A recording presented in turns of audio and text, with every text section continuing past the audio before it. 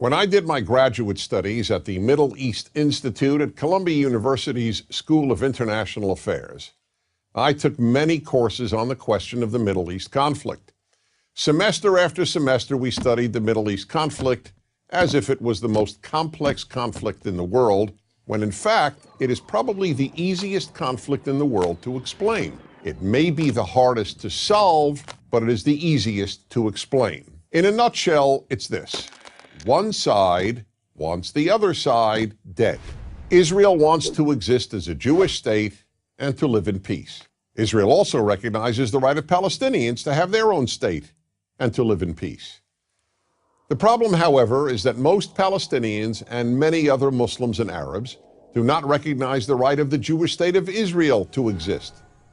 This has been true since 1947, when the United Nations voted to divide the land called Palestine into a Jewish state and an Arab state. The Jews accepted the United Nations partition, but no Arab or any other Muslim country accepted it. When British rule ended on May 15, 1948, the armies of all the neighboring Arab states, Lebanon, Syria, Iraq, Transjordan, and Egypt, attacked the one-day-old state of Israel in order to destroy it. But to the world's surprise, the little Jewish state survived. Then it happened again. In 1967, the dictator of Egypt, Gamal Abdel Nasser, announced his plan, in his words, to destroy Israel. He placed Egyptian troops on Israel's border, and armies of surrounding Arab countries were also mobilized to attack. However, Israel preemptively attacked Egypt and Syria. Israel did not attack Jordan and begged Jordan's king not to join the war. But he did. And only because of that did Israel take control of Jordanian land, specifically the West Bank of the Jordan River. Shortly after the war, the Arab states went to Khartoum, Sudan, and announced their famous three no's: no recognition, no peace, and no negotiations. What was Israel supposed to do?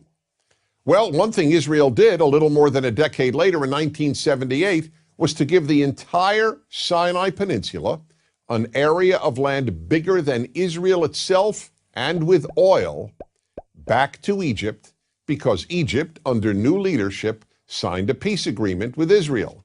So Israel gave land for the promise of peace with Egypt, and it has always been willing to do the same thing with the Palestinians.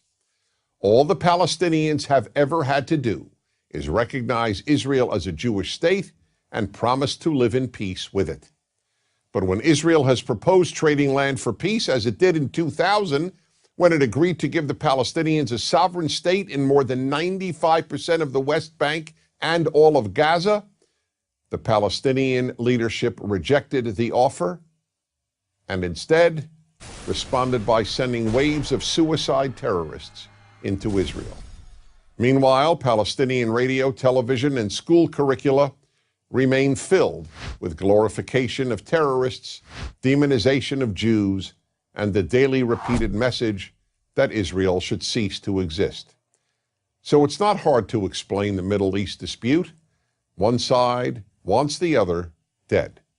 The motto of Hamas, the Palestinian rulers of Gaza, is, "We love death as much as the Jews love life." There are 22 Arab states in the world, stretching from the Atlantic Ocean to the Indian Ocean. There is one Jewish state in the world, and it is about the size of New Jersey. In fact, tiny El Salvador is larger than Israel. Finally, think about these two questions. If tomorrow Israel laid down its arms and announced, "We will fight no more," what would happen?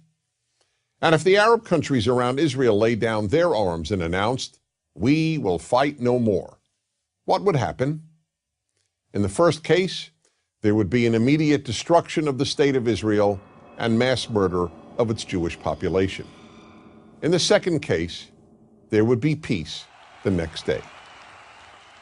As I said at the outset, it is a simple problem to describe.